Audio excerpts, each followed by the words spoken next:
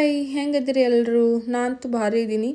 Early morning ಬೇಗ ಎದ್ದ 5 o'clock ಎದ್ದೀನಿ. Actually full ನಿದ್ದೆ ಬರತ್ತಿದ್ದು, ಆದರೂ ಕಂಟ್ರೋಲ್ ಮಾಡ್ಕೊಂಡು ಬೆಳಿಗ್ಗೆ ಬೇಗ ಎದ್ದ ಎಳ್ನೀರು ಕುಡಿದು ಫುಲ್ ಎಲ್ಲ ರೆಡಿಯಾಗಿ ಆನ್ ದಿ ವೇನ ಸನ್ರೈಸು ಸಿಕ್ತು ನಮ್ಗೆ. ಸೊ ಸನ್ರೈಸ್ ಅಂತೂ ಭಾರಿ ಕ್ಲಿಪ್ ಸಿಕ್ತು. ಅದನ್ನ ತೊಗೊಂಡು ಯಡೂರ್ಗೆ ಹೋಗೀವಿ.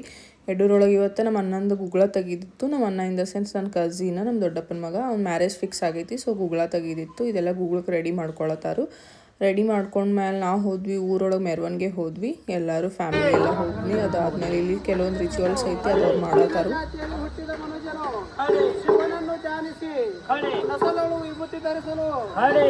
ಶ್ರೇಷ್ಠನೇ ಆಗುವನು.